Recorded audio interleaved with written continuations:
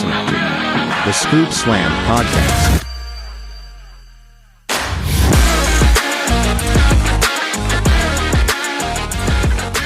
Hey everybody, and welcome back to the Scoop Slam Podcast. We are back once again. We got some weekly reviews cooked up for you guys. Champ Contender Cut, Scoop 5. We're going to see what else gets thrown in here and there. Before we get too far into anything, before even I introduce my co-host, the Tide went into Baton Rouge and just absolutely dog-walked the Rent-A-Tiger that they brought and the LSU Tigers. I think we control our own destiny getting into the playoffs at this point, but we're going to see what happens. But I got to rub it in just because I really hate LSU. But anyways, as always, the man across the call, across the table, the co-host of the Scoop Slam Podcast, it's Ryan. Yo, great to be back here with you again. Another week, another dazzling week in professional wrestling. And we're ready to get into it, man. Scoop 5. And with Champ Contender and Cut, maybe? Yeah, I got one for you. I don't know that I would call this week in wrestling dazzling, but it happened. It was a week. It was there. But I like some stuff. Yeah. If it could have been over on Friday, if it was just SmackDown, I think it would have been a good week. Oh, heck yeah. Which is crazy because, I don't know, there's a weird flip. 2 months ago, Raw was firing on all cylinders, and this week it's just kind of like, meh. What's that, Micah? You want 3 hours of SmackDown? You got No. Why? I'm the biggest advocate for 2-hour wrestling shows, and then they were like, screw you, both get 3. Yeah, we need that ad revenue, buddy. I don't think there's a proper way to make someone care for 3 hours of wrestling. It's barely passable with 2, honestly. Yeah, because I think football, basketball games may last that long, but the reason that they're interesting is because usually by the end of the game, it's close or there's a reason to stick around for the fourth quarter. But if somebody's up 20 with 5 minutes left in the fourth quarter, they're going to turn it off. Most people lose interest after 3 hours. I think the difference is as well is that you're not going to tune in for the Warriors versus the Lakers, and then you miss part of the third quarter because on commercial break. Yeah, I mean that's a good point. Yeah, they don't go to commercial break during the action, and it's hard to get into weekly television wrestling matches when there's a commercial midway through or it happens 3 times in one match. It's hard to get into it, man. I don't really like picture-in-picture either. Oh no, I fast forward. It's fast forward for me. Yeah. How can you see that? It's too small, especially when I'm trying to watch it on my phone later in the week, and then you just know nothing's gonna happen. Yeah, and then you gotta listen to a Domino's ad in the background. I don't know. I don't like that. Yeah. Well, speaking of things we like, the people seem to like Champ Contender Cut. So this week, Ryan, I got to get you back because you got me last week, even though that one was fairly easy to me. But this week, I think I've got you a curveball. I really don't know where you're going, especially because I know some of this is your favorite era in wrestling. And it involves some of your favorite characters in wrestling. But this week, Ryan, Champ Contender Cut, WrestleMania edition. Oof. We got WrestleMania 14, main evented by Stone Cold Steve Austin and Shawn Michaels. Yeah. We got WrestleMania 17, main evented by Stone Cold and The Rock. And we've got WrestleMania 18, which is, the big Rock, Hogan, face-off. So, Ryan, Champ Contender Cut, what you got? Oh, man. So, right off the bat, you got to chant WrestleMania 17. Just too iconic to not be champ here. I mean, you had the biggest main event, the biggest rivals in wrestling history with Rock and Austin. Their second time main eventing on the grandest stage of them all.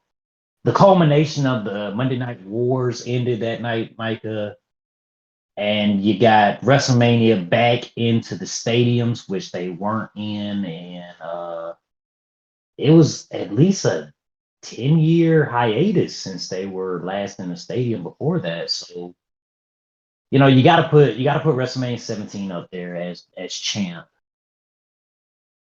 And I think it's the contender WrestleMania 14. It's not a great show as far as bell-to-bell action, which is part of the course with most of the Attitude Era shows at the time. I got a soft spot for that main event just because that's when the Austin era kicked off, man. That's the torch being passed from Shawn to Steve Austin. And it's just JR's in his bag on that night. Like JR in his prime, Steve Austin in his prime. They had a pretty entertaining dumpster match for that WrestleMania. Oh, Taker and Kane. How could I forget about that? Yeah. I mean, they had a lot of good moments that night. As far as bell-to-bell action, it was there. WrestleMania 18, man, that was a one-match show, wasn't it? The only match I can remember that had any significance was Rock and Hogan. Do you remember anything else from that card? I was trying to remember the main event, but I don't think Rock and Hogan went on last, did it? No, Jericho and Triple H. Okay. Yeah, and a terrible storyline. They made Jericho basically the third week. It was basically Triple H versus Stephanie. That was the main event. Yeah. Featuring Chris Jericho. I didn't hate that match just because I remember it being on a DVD that I had as a kid, but yeah, I think it really was a one-match show. I mean, you did have Stone Cold and Scott Hall, which wasn't great. Taker, Flair. Was that the show that had Edge versus Booker T in the Japanese shampoo commercial match? Was that show? It had Edge versus Booker T, but what do you mean Japanese soap commercial? They were feuding over a Japanese shampoo commercial, bro. You don't remember this? No. Well, I'm sure you probably don't. You like one, but so Booker T got no, I think it was Edge. Edge got a role for a Japanese shampoo commercial, and Booker T was mad about that. So so the whole feud originated because of a Japanese shampoo commercial in storyline, of course. Yeah, no, I don't think I ever. I don't think I remember that. Yeah, it was. I mean, it has story, I guess. Yeah. But, yeah, Japanese shampoo commercial. We need more feuds over shampoo commercials. No, I don't think so. We got enough bad feuds to talk about. Well, did they have Kane and Kurt Angle in that show, WrestleMania 18? Yes, it did. Okay. I'm not looking at it right now, ladies and gentlemen. Just going straight from memory. That show not memorable outside of the Rock and Hogan match, which was a masterpiece, 5-star match. Yeah.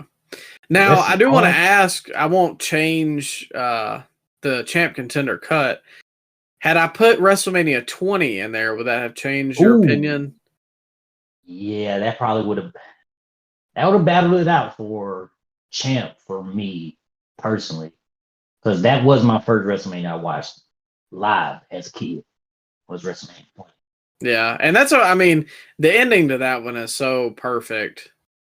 Sad, very sad. Yeah, now kind of like what we talked about last week with Flair and Reed. Like the further away it gets, the more sad it gets.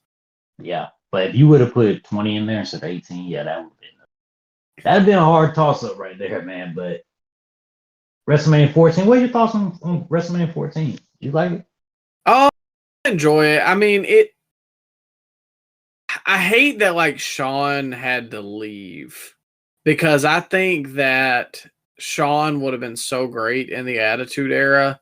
But I mean, other than that, the card is really good. Obviously, like I said, you got Shawn and Austin. It's the precursor to the Attitude Era, but you've also got, hold on.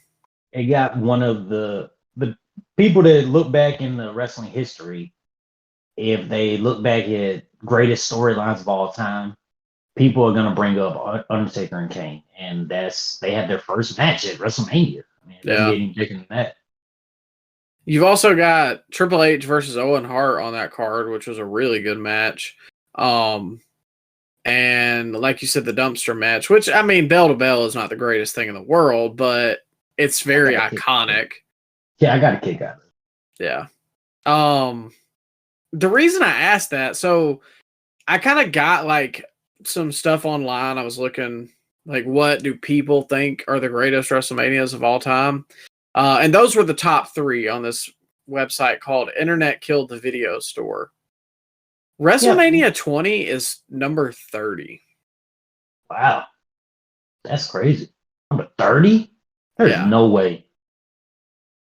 I didn't think so either, but like I was scrolling, I was like, man, there can't be that much better than this. Like WrestleMania 11 was over this. Okay, yeah, that's disqualified list right there. Yeah. Like I don't know about that.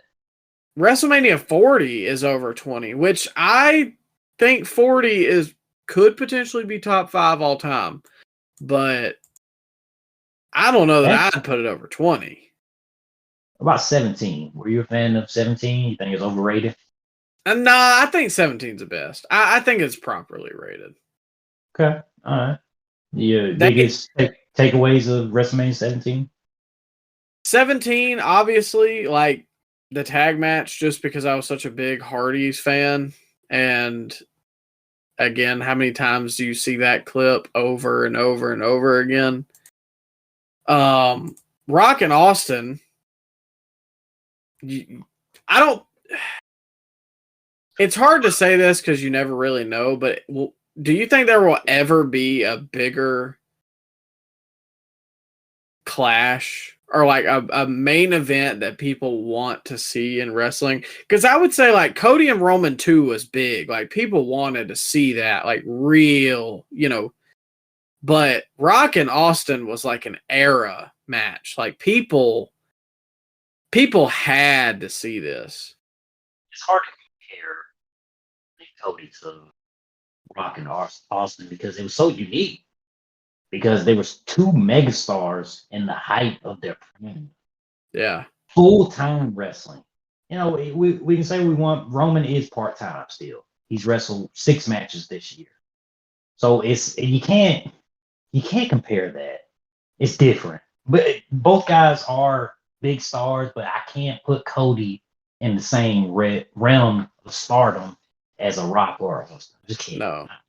Not yet. Not yet. Plus, maybe one day from now. Not yet. Yeah. Plus, they did 1 million buys.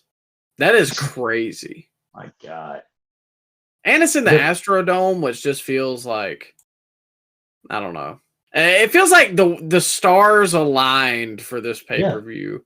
And it was the culmination of the Attitude Era because that was the week prior, Micah, was the last WCW Nitro. Yeah. And I mean, so what better way to celebrate the winning the war than to have 2 of your biggest stars wrestling in front of the biggest audience of the year? But Micah, I gotta ask you, with hindsight being 2020, are you making that same booking decision at the end with Austin shaking hands with McMahon? Nah, I don't think so. I do think something had to change. I just don't think that was it.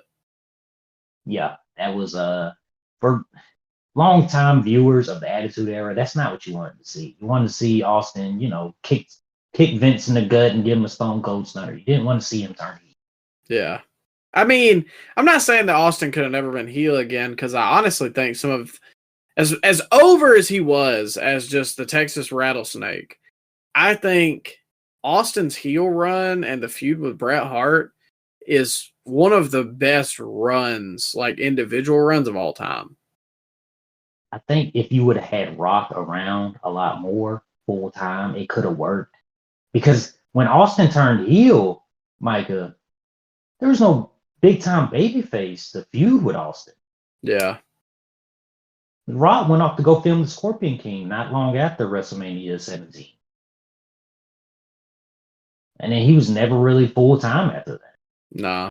Because they did that to themselves, though, because they were like, oh, okay, yeah, you can go to the movies, because I thought Rock was going to fail. Yeah. Yeah. And Triple H got hurt too. That threw a monkey wrench in the plans. So it was a lot of, and then you didn't get the big stars of the WCW acquisition. That could have, if they could have got a really, really mega star like a Goldberg Oh, or yeah. Hogan, if they could have got that type of superstar after WCW closed their doors immediately afterwards, then that could have been special. But the fact they had no other babyface to go after Austin, I mean, what are we Can doing you at that? imagine, like, if at SummerSlam or even next year's WrestleMania, babyface Bill Goldberg, that, like, he had been undefeated since coming to WWE or whatever, and you could even give him the belt if you wanted to, the big gold, and have heel Austin. The match probably wouldn't have been great, but the build, like, you would have just had to see that just to know what was going to happen. The reactions to that match, man. I mean, of course you don't need Tope con Hilo during the match, but if you get a spear, a jackhammer, a Stone Cold Stunner, a few stare downs, that's all I need. Yeah. Well, I mean, okay, like you had Rock and Hogan at 18. If you had Stone Cold and Goldberg as the main event, man. holy cow. That would have been way more buy race than what it already. That'd been a huge match. Just having Steve Austin and Hogan would have been a huge match. I can't believe they didn't do that. The buy rate for 18 was 860,000, so down about 200,000 from last year's WrestleMania. Yeah, man, they lost out on a lot by not buying out all those contracts. But if you're a guy like Goldberg and you're getting paid $3 million to sit at the house, I mean, are you even picking up the phone to talk to Vince at that point? I mean, I get it, but it's still I think every wrestling fan's biggest like want or if is for a properly booked invasion angle. And it's really sad too, because like by the time 19 came around, they're down to 560,000 buys. And they had all the big stars at that point. They had Hogan. They were one night away from getting Goldberg. They had Lesnar. They had all those guys. Yeah, I mean, listen to this 4-match run right here. No, let's even go up to 5. But hold on, I'll read the last 6 matches that went on at 19. Team Angle versus Rhino and Chris Benoit versus Eddie and Chavo Guerrero. Great wrestlers all around. Then you've got Shawn Michaels versus Chris Jericho, which is one of my personal all-time favorite WrestleMania matches. Triple H versus Booker T, which I know that one is heavily debated, but still, stars. Hogan versus McMahon in a street fight. Not a great match. Still stars. No, Rock, that was a very entertaining street fight match. Entertaining, Roddy but Piper. I guess for the real graps guys, it's probably not good. But I was entertained. Rock and Austin following that, and then the main event is Lesnar versus Kurt Angle, 2 of the big stars coming up. Like, holy cow! They're card wise. If you looked at this is probably the best card that you could pick. And if you look at that 03 roster that they had, man, they had Nash, they had Scott Steiner, they had Goldberg, they had Hogan, they had Vince McMahon, they had Rock, they had Austin. Like that 03 roster is crazy when you look at hindsight. Just 2 years too late. Yeah, most definitely. The audience was almost half of what they had in 01, 2000. Yeah. Crazy. Well, now hold on, because listen to this. I didn't actually know this. WrestleMania 20's buy rate was 1 million. They were 20,000 away from WrestleMania 17. Well, they built it around nostalgia for that WrestleMania. I remember vividly because the tagline for that was "It all begins again." That was the whole tagline around WrestleMania 20.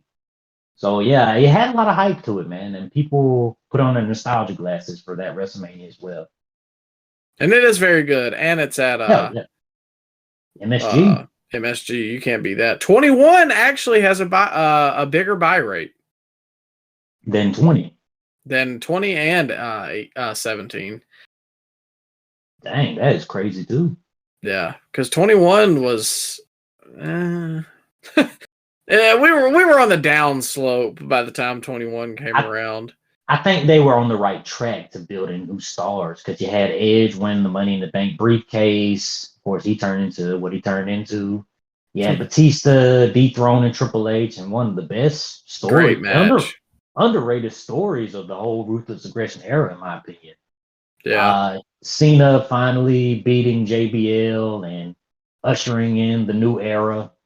So yeah, when it comes to building stars, I think you can't do any better than WrestleMania 21. That is true. It just kind of felt like what's the word I'm looking for? Like a passing of the guard, or like a Yeah. I don't know, but like in the moment, it don't feel as good. Yeah. And then next year is really where it went all down. But it's fun talking about all this old wrestling. We got to get to a little new wrestling. It's good to reminisce though. I am waiting for around Christmas time when our recording schedule laxes, which we've got a very relaxing recording schedule anyways. But just going back and watching some of those old matches, like this year, dude, we could do Rock and Hogan, we could do Batista Triple H. Like, there's a lot to pick from that I just read right there and would love to rewatch because I haven't seen it in forever. Yeah. Oh yeah, man. Nothing beats that Ruthless Aggression era for me. Yeah.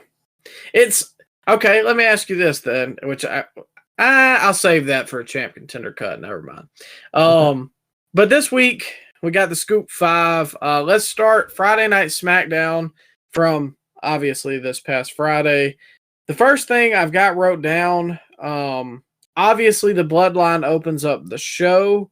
We could go ahead and talk about all of that at once, or do you just want to wait since that kind of culminated at the end of the show? No, we can lump it all up to this one particular thing. Yeah, let's go ahead. Yeah. So obviously all the guys come out in the ring. They're trying to, mesh after what happened at Crown Jewel where Sammy accidentally hit Roman. Isn't it crazy? 2 years later, this story, like all of these guys have now flipped babyface, are feuding against an entirely different faction that's built on top of the old faction. They all went in different directions, and now they're all back together again and babyface. It's insane because there's still a lot of more juice left on this storyline. I know. I didn't particularly like the fact that Sammy basically said that you need to apologize to Jay. And then Roman refused to apologize to Jay. And it didn't even matter because Sammy joined up with him regardless. Yeah. Does that make any sense? No, it also bothers me because they've built Jay where it's like, I'm main event Jey Uso. I can do this by myself. Yet you can't even ask Roman to apologize yourself. You got to get Sammy to do it. Like, I don't know. That kind of made Jay look a little weak in my eyes. And I like that they went with this angle because that's a lot of the issue that I and a lot of other people have had with it. Is like, they're too forgiving of Roman. And then at the same time, go ahead. Oh, I was going to say, and then they do nothing with it. Yeah, I was going to say that they acknowledge the fact that it happened, but then they just end up forgiving them anyway.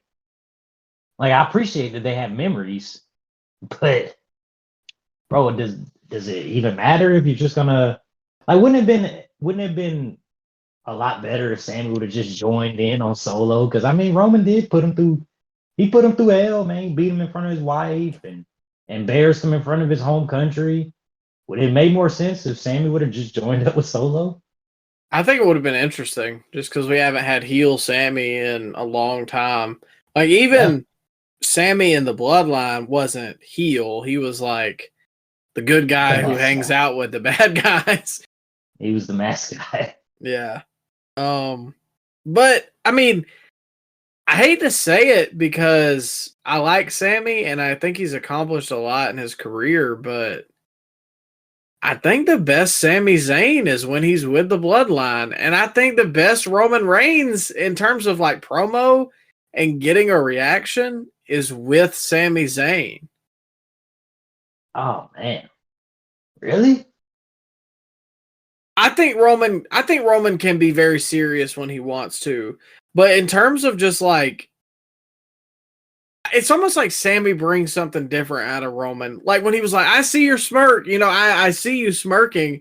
I don't think that was like scripted. I think Roman genuinely, I mean, he always found a way to like break those guys and make them laugh. So I don't know. Like Sammy and the Bloodline to me was the most interesting Sammy's ever been. I want to see a buddy cop movie with these two, Roman and Yeah. Sammy. They have that Mick Foley Rock chemistry. Yes, that's what I mean. Like it's almost like they're perfect for each other in terms of like getting the best out of one another. Yeah, I get you. I think they can stand.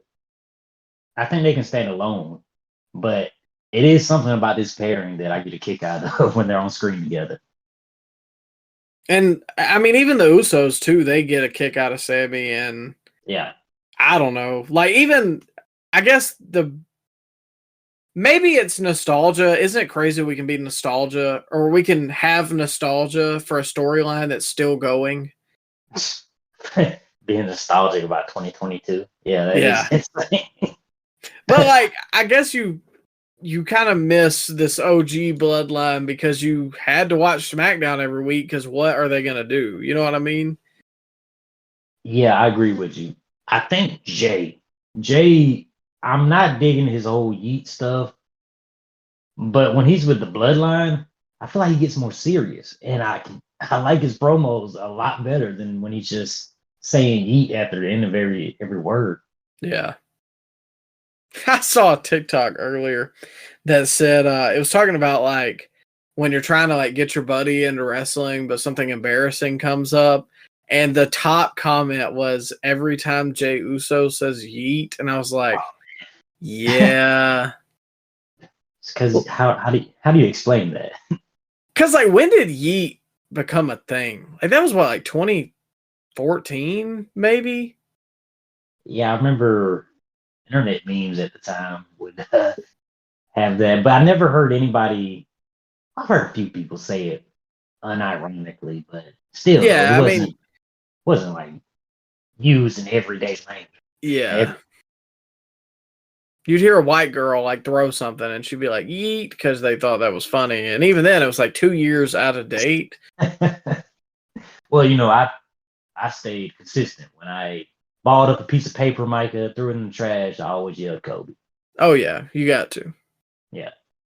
See, the kids today say LaMelo, and that's just not right. Oh, get out of here. That's blasphemous. Really? They say that? I'm like 90% sure I saw TikTok about that the other day. Bro, they completely wiped away Carmelo Anthony's legacy. But because the kids today say Melo, and I'm thinking, oh, Carmelo Anthony? Yeah. No, LaMelo. Like, what? Wait. No, Melo's Carmelo. What are you talking about? No, yeah. He will never just be Mello. It's always LaMelo and Carmelo, but Carmelo's always Mello. Like, you can't replace the two. But they have, man. They have.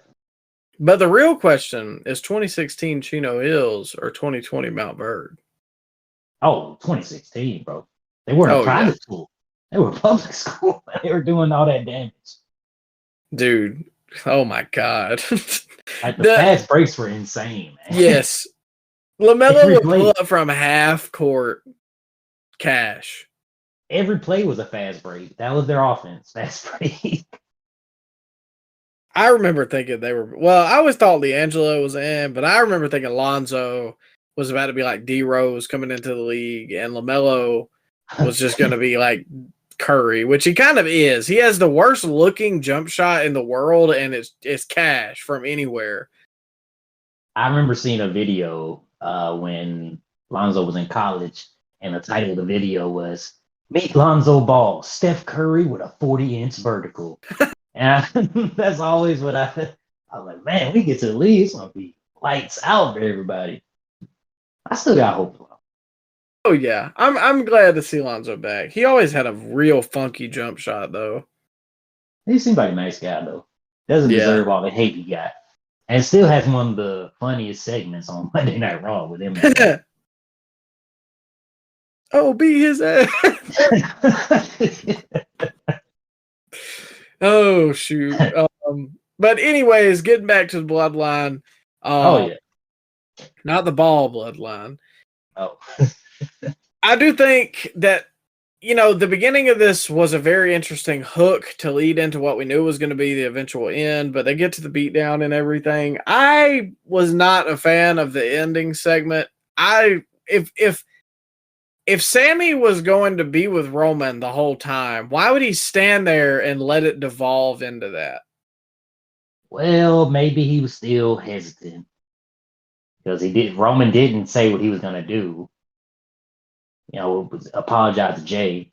But did he go talk to Solo in the back and be like, "Yeah, man, I'm gonna team up with you"? Like, I can't buy Sammy doing that.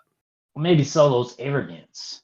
He just thought that he would get Sami Zayn's side because at the time, Micah, you remember the OG Bloodline, Solo and Sammy they were kind of close.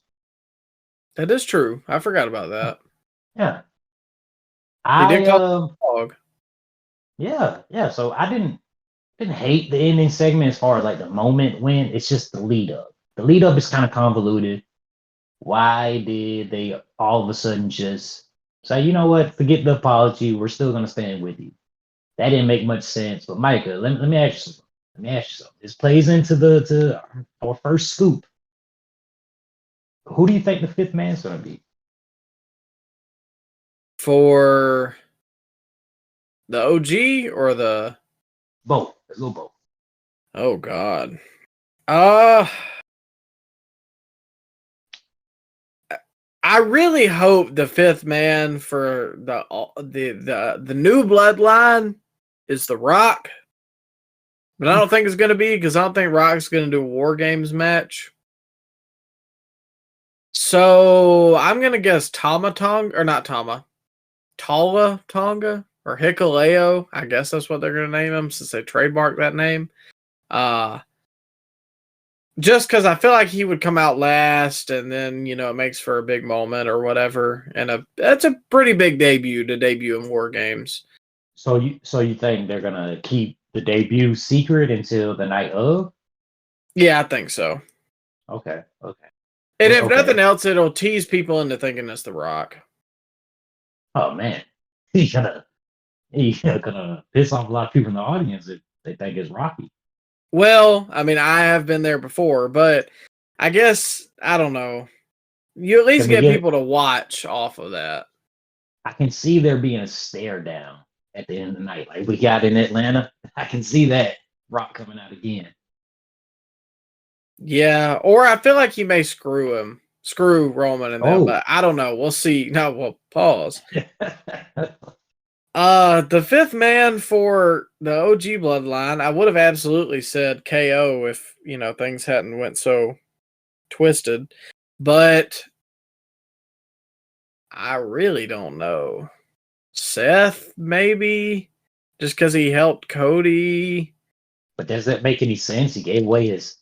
Oh, he destroyed every tendon in his knee trying to prevent Roman Reigns from winning the title, didn't he? Yeah, I guess that's true. Are we just gonna forget about that? Well, they seem to be forgetting about it with all the other Bloodline members. Okay. Did anybody else help Roman along the way? Like, I'm trying to think. Dean Ambrose. I would prefer that than what he's doing on AEW. What about, has anybody helped Jay? Would it be crazy to say like Damian Priest maybe? But he's having a match with Gunther on that Survivor Series show. That's right. Yeah, I don't know. I really don't know who they're going to pick. I don't think they have a clear fifth member. Well, Jimmy was talking with Braun Breaker backstage. That might just be like something to throw us off. But my prediction early on is, and I have not seen the spoilers for next week, so I don't know what they're going to do. I think it's gonna be Seth as the fifth man for the OG Bloodline, and I think we're gonna get Bronson Reed as the honorary Samoan for the New Bloodline. He could almost pass. Is he not Samoan? He looks Samoan. He's definitely something. He's from New Zealand. They have a lot of Polynesian heritage. So I don't Maybe know. that's what it is. Maybe he's a long lost cousin. Yeah, I mean, I could see Bronson Reed being thrown in the mix, but I'm not a fan. But we'll see. All right, yeah, we'll see. I like Bronson Reed. I just don't know. It should have just been a 4-man. Yeah. Now you're putting too many people in there. Yeah, you're just adding people just to be adding people. Now it's convoluted. But we'll move on to, as you phrased it in the text message earlier, the KO crash out. I will say this, because I was not a fan of what happened at Crown Jewel between Randy and KO. I enjoyed this. I thought this was a good angle to run, especially because we know the history of the pile driver in WWE. It's been banned for years, very rarely used. And I like this because it establishes that some moves are genuinely devastating and not just, planchas and Canadian destroyers galore. Things can be meaningful, and sometimes it's the simple things. It doesn't have to be, burning someone's house down or blowing up their car, or the various things. You can go back to the Attitude Era. Like, sometimes just a simple pile driver and putting somebody in the hospital is good enough. So I like the whole premise of this, and I think it can maybe stretch this Randy KO feud longer. And it goes back to the saying, Micah, that less is more. Less is more. And WWE has protected the pile driver by publicly banning it and not letting anybody use it over the last 20 plus years.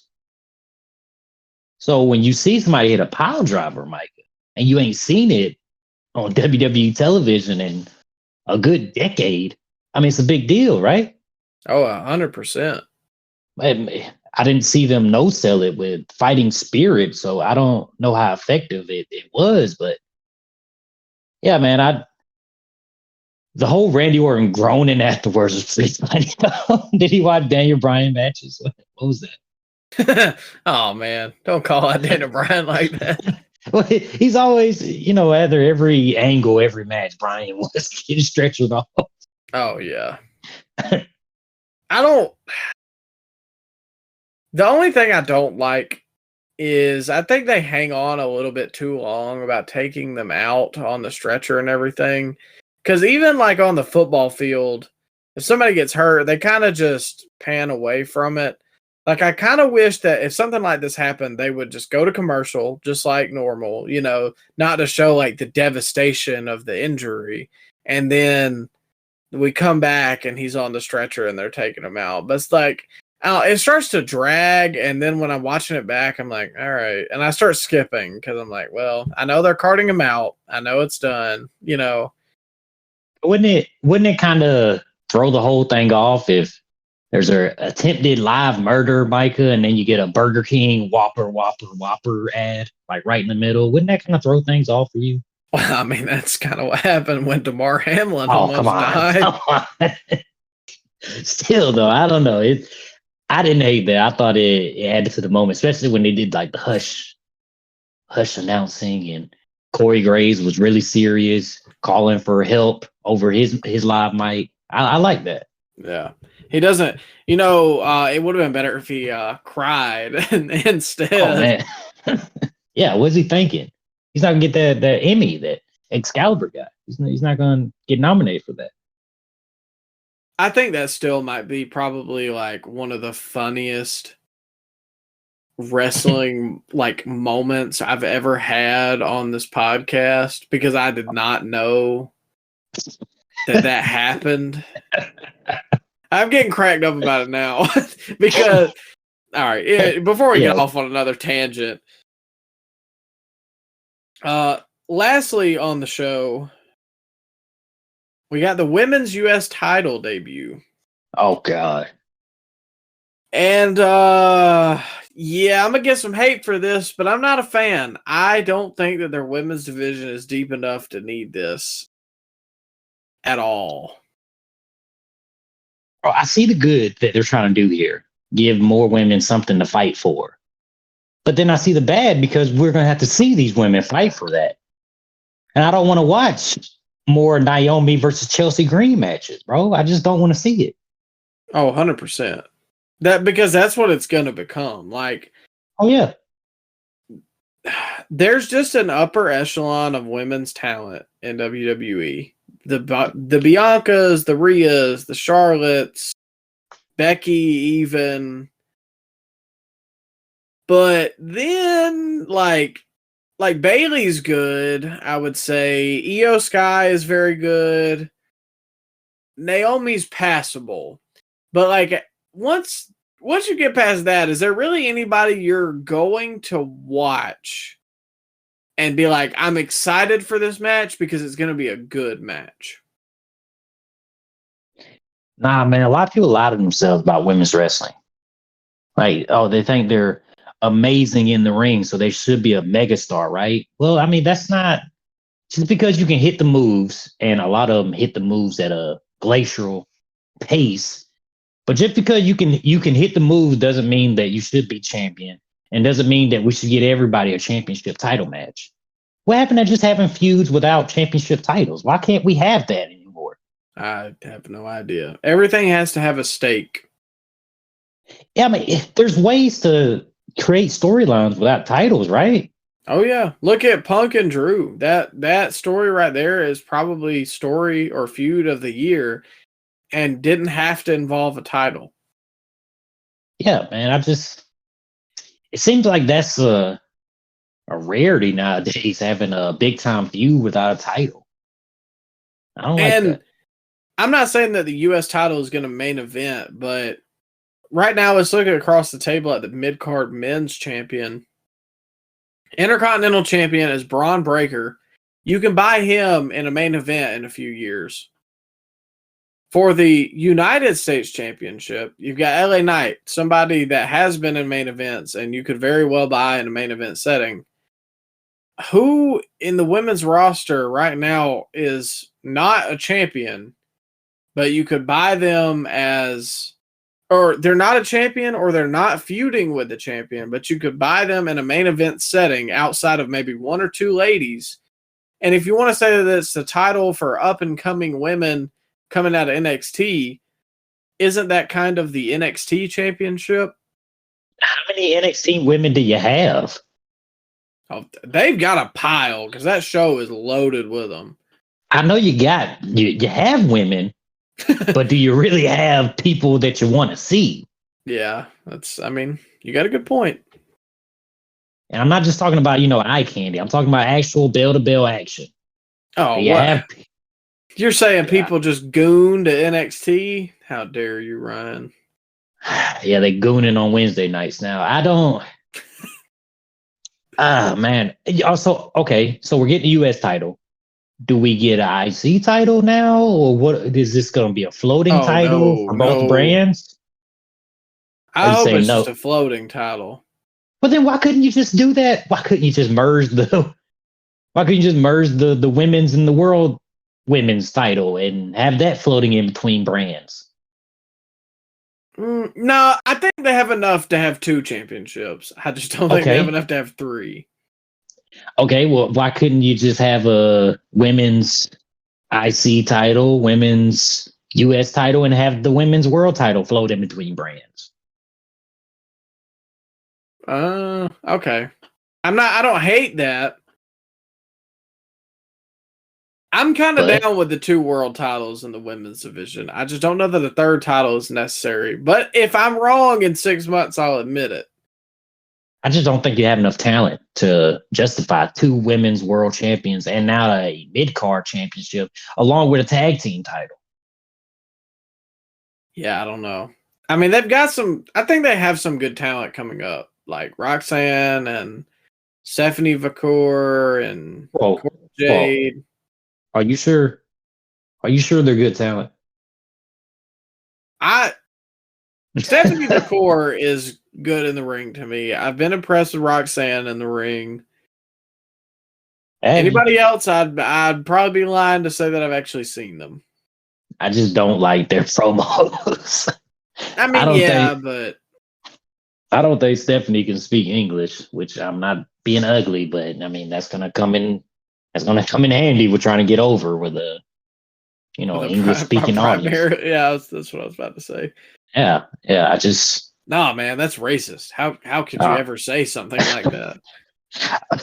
Man, we'll see where they go, but I really think they need an all women's show.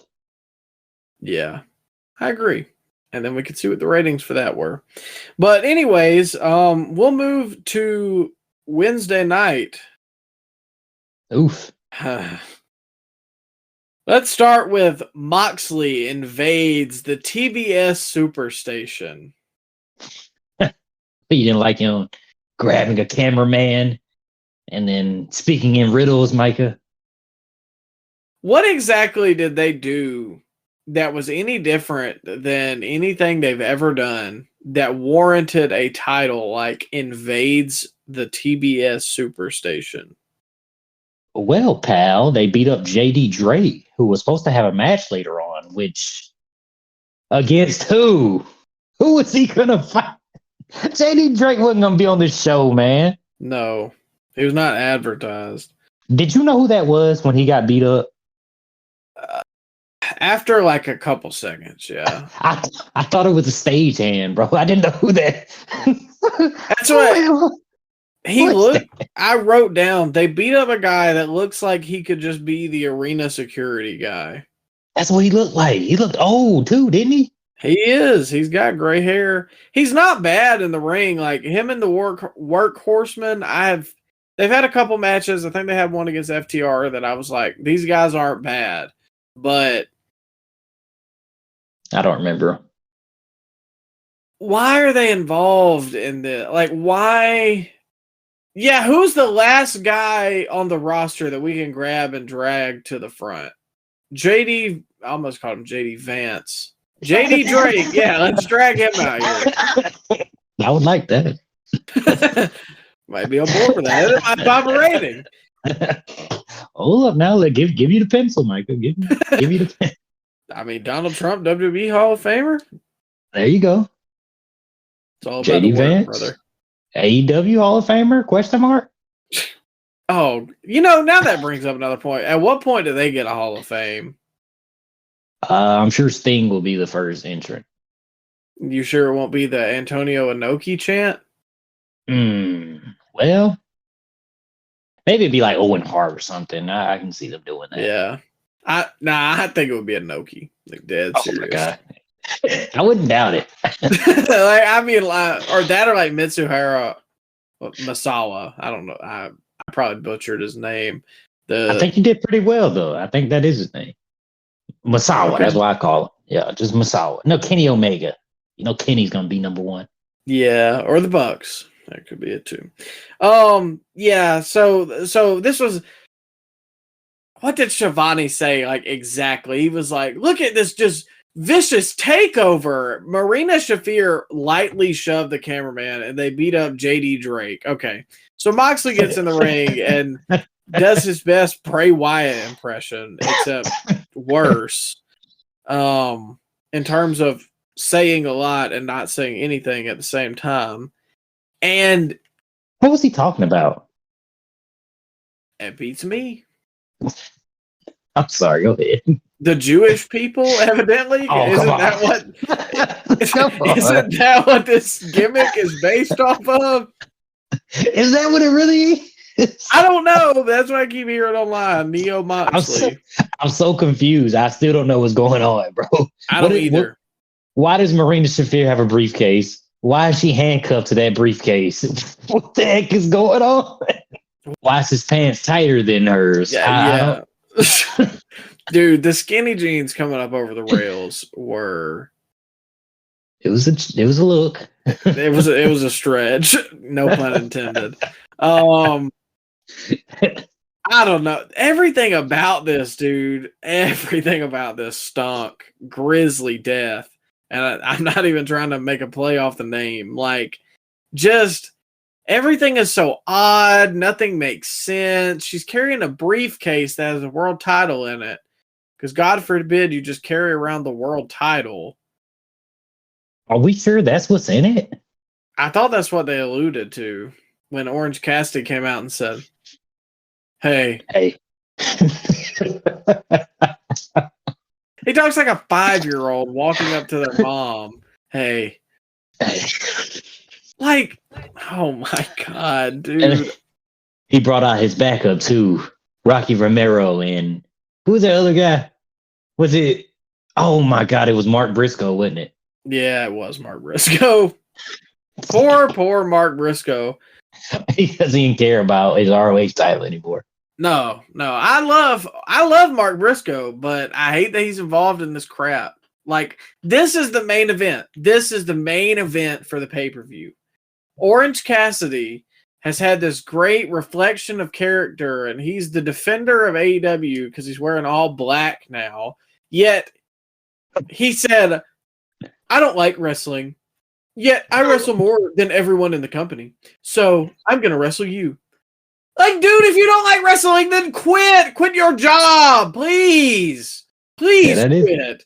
And he's not exaggerating. That is really what he said. Yes. I don't like wrestling. Okay, then why are you in the line of work? We don't like your wrestling either, buddy. No. And he was like, people tell me I'm pretty good at it. Oh, who tells you that? Oh, you know who. Old Dave Meltzer, because I guarantee you, I'd bet my bottom dollar that this match they have at Full Gear is going to get 5 stars plus. Oh, of course. Maybe 6.5. So I don't know. Moxley is aging by the day, and this feud makes me age.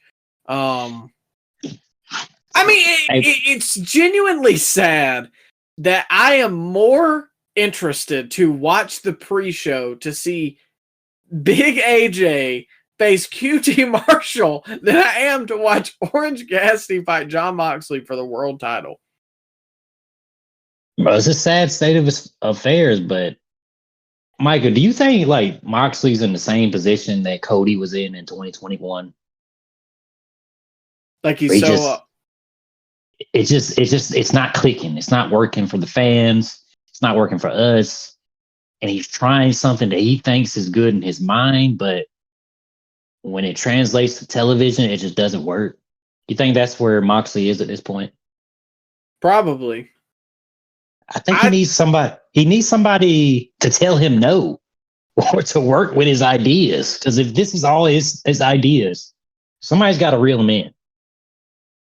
I think the problem also is the people that he has to work with and or around.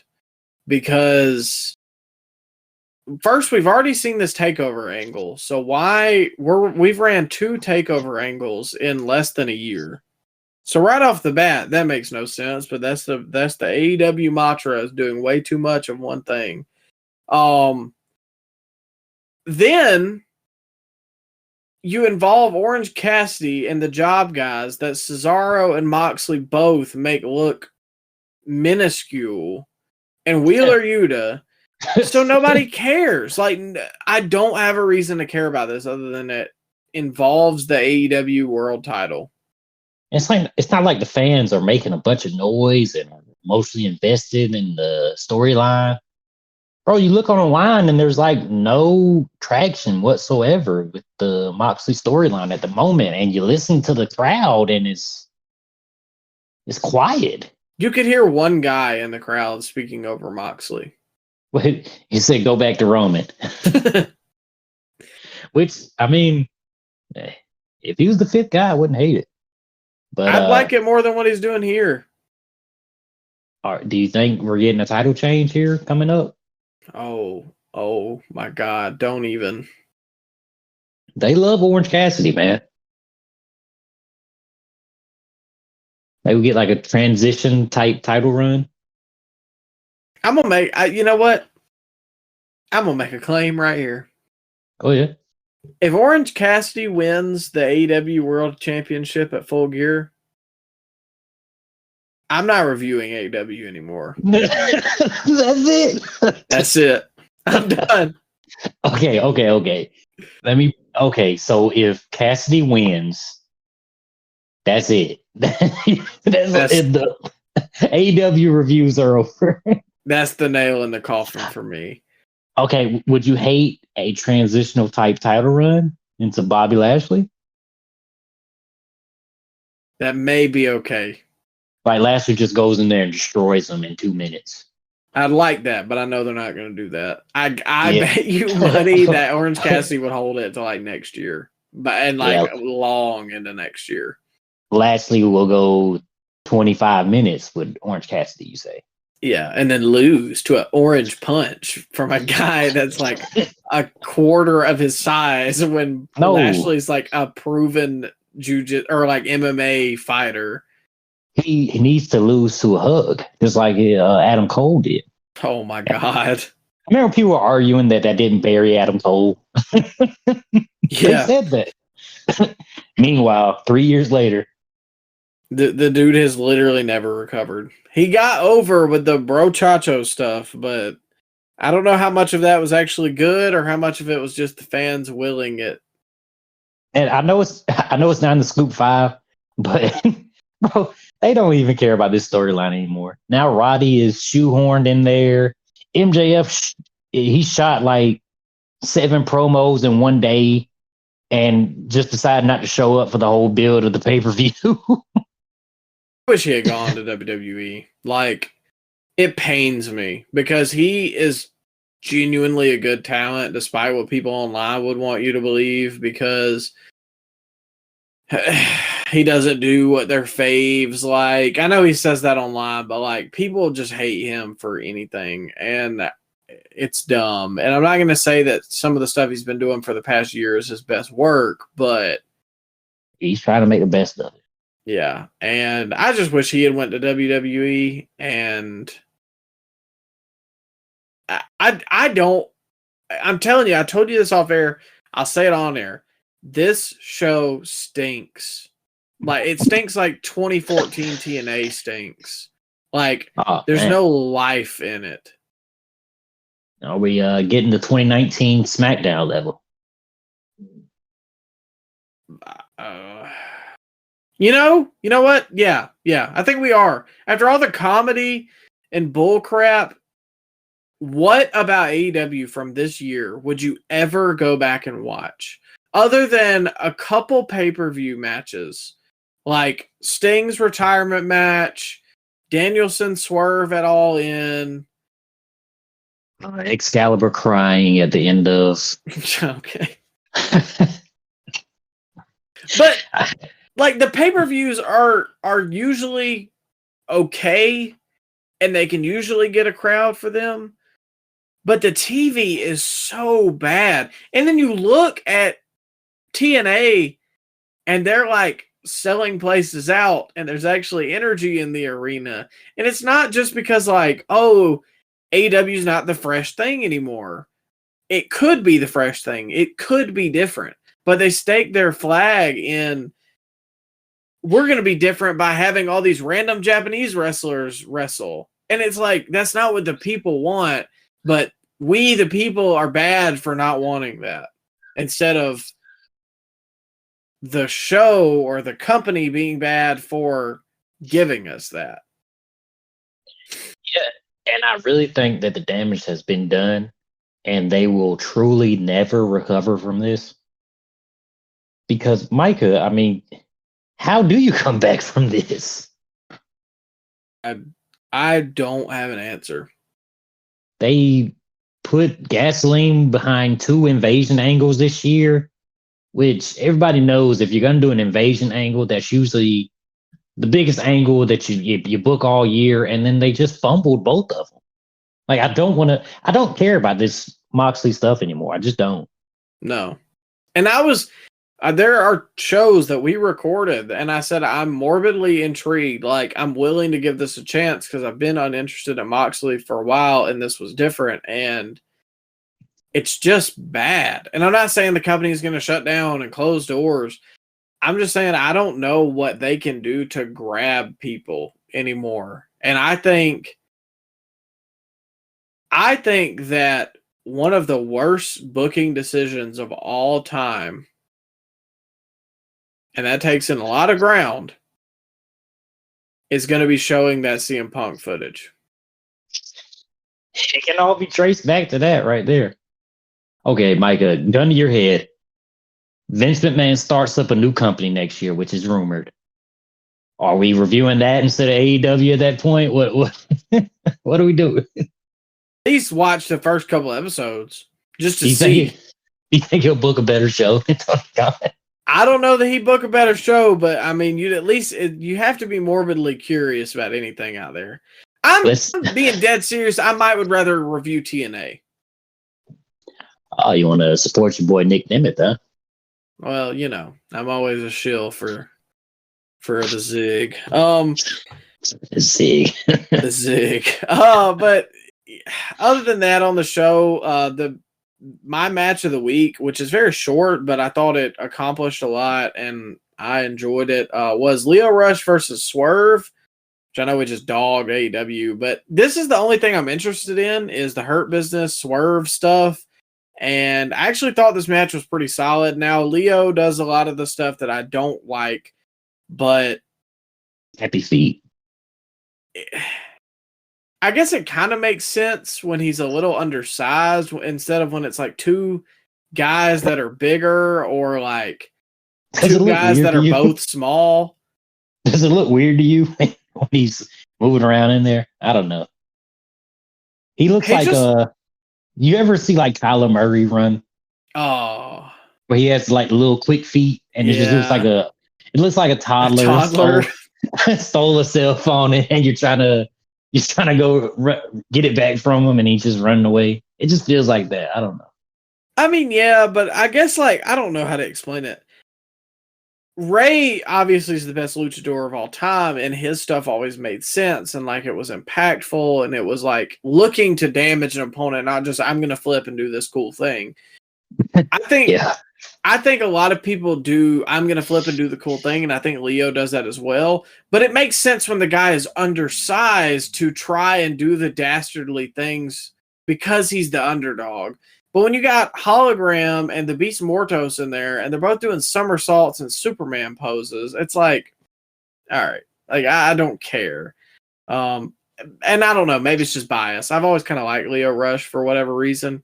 I like his personality, but some of his matches can devolve into dance battles where they just wait on the applause from the audience, you know? Oh, 100%.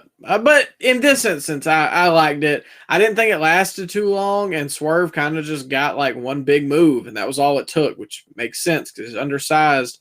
And ultimately, former world champion versus a guy who's, you know, hasn't even held a belt in AEW. So as long as it's under 10 minutes, that's good in my book.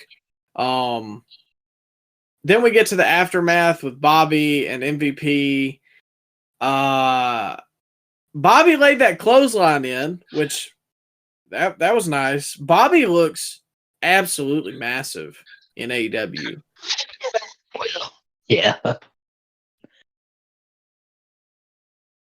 I don't know. There's aspects of the beatdown that I don't like. Why would Nana not scream, "Hey," behind you instead of just standing in the corner watching Shelton Benjamin pelt Swerve from behind? Security did eventually run out. They just took forever to do so. Is he part of the Hurt Syndicate, Mike? He could be, but I wouldn't like it. I don't think you need two managers a la Karrion Kross's faction. Didn't they beat him up too? They beat him up, didn't they? Nana? Yeah, didn't they beat down Nana? I think they did. Kinda. They like made him watch while they beat up Swerve, I thought. Oh, I thought they gave him a spine buster. Did they? I don't know. I may be mistaken. You might be gaslighting me. I honestly don't remember. It'd be justified if they did give him a spine buster. Oh, He's yes. the worst. He's the worst manager they have. Yeah, it's not his fault. Yeah, he cost him his own. Look, bro, if Swerve would have still had his faction, he'd be okay. But Nana lost him his faction. I wouldn't say he's the worst manager they have. Oh, because Jake's out there? Is he out there? I don't know. Is Jake okay? He makes random appearances like once a year just to let you know that he's still in AEW, but he's not really in AEW. He manages the luchadors for some reason now. Has he been on Collision? Because that's usually where they keep the luchadors. No, he doesn't accompany them to the ring or anything. He came out with them that one time. But yeah. That's it. Like, do you think he just shows up to TV? Yeah, Tony, I can make it this week. And he's like, yeah, just put me on the show wherever you can get me. And then Tony like works him in. And then he's like, yeah, I'm sick. I can't make it this week. Like, how? What other situation would explain this booking? He's pulling a Britt Baker, huh? Pretending to be sick. So you get out of booking. She was on this card too, and that was, oh my God. I don't know. The crowd is so dead. It makes the show so unenjoyable. She's over it. She wants to get out there. You can tell. Oh, yeah. She literally like mouthed, nobody cares.